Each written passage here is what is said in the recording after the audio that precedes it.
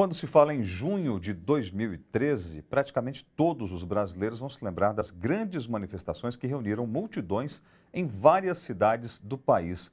Qual foi o papel dos meios de comunicação tradicionais naquelas manifestações de junho? Foi exatamente o que quis saber o coletivo Intervozes, que é uma organização que trabalha pelo direito à comunicação no Brasil. O Intervozes pesquisou o que foi publicado na época em 3 grandes jornais e lança agora o resultado dessa pesquisa no livro Vozes Silenciadas, Mídia e Protestos. E para a gente saber mais sobre essa publicação, eu converso agora com a Veridiana Limonte, do Conselho Diretor do Intervozes. Boa noite, Veridiana, bem-vinda ao seu jornal. Bem, por que estudar essa cobertura da mídia das manifestações de junho?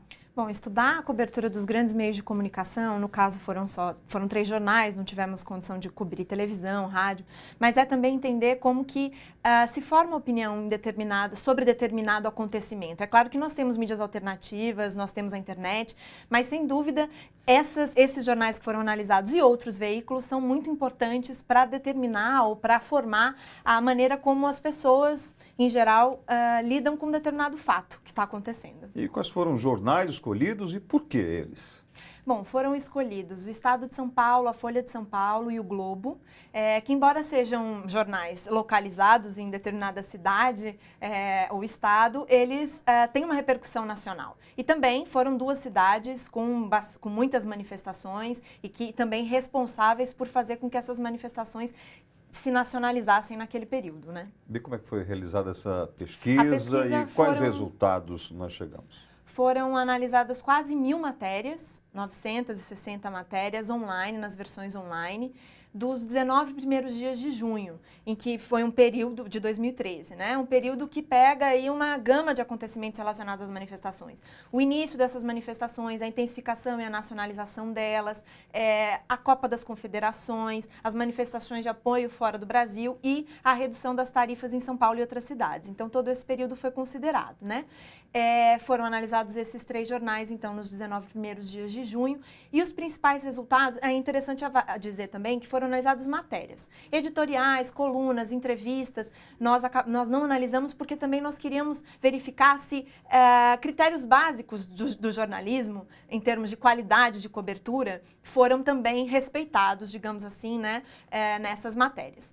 Então, os principais resultados demonstram realmente como os grandes meios de comunicação muitas vezes fazem uma cobertura tendenciosa de fatos que envolvem movimentos sociais, manifestações, protestos, reivindicação de direitos, né? Então, um dado importante, até tendo em vista que eram matérias, em quase 1/4 dessas matérias não se citava qual era o motivo das manifestações. Quase 1/4 dessas matérias. Também, quando se fazia denúncia ou quando se tinha algum tipo de divergência em relação a algum acontecimento, né, da manifestação e a notícia tratava disso, no caso dos policiais, quando era alguma denúncia em relação aos policiais, em 24% dos casos eles não eram ouvidos, mas quando se tratava dos manifestantes, em 48% dos casos não se tinha o contraditório, não se perguntava a opinião deles em relação ao fato que estava sendo noticiado e que era controverso, digamos assim. Agora, um dado muito importante, que inclusive tem relação com o nome da pesquisa, né, que é Vozes Silenciadas, eu estou aqui com um exemplar, é que em 69% das matérias, quase 70% delas, nenhum manifestante foi ouvido. Então, isso tem total relação com isso que a gente está dizendo, né? A cobertura da grande mídia muitas vezes silencia vozes, embora esteja tratando justamente das manifestações. Mesmo tratando das manifestações, os manifestantes não são ouvidos. Na maior parte das matérias, a autoridade policial ou autoridades políticas, enfim, eram ouvidas. E um outro elemento interessante que a gente verificou era se havia menção, referências negativas ou positivas aos manifestantes ou à polícia e etc. Então, embora tenha havido manifestações negativas também à ação da polícia, ela se verifica em 10% das matérias, enquanto que para os manifestantes é mais de 30%. Bem, e sobre o livro que você acabou de mostrar um pouquinho, ele já foi lançado no Brasil todo?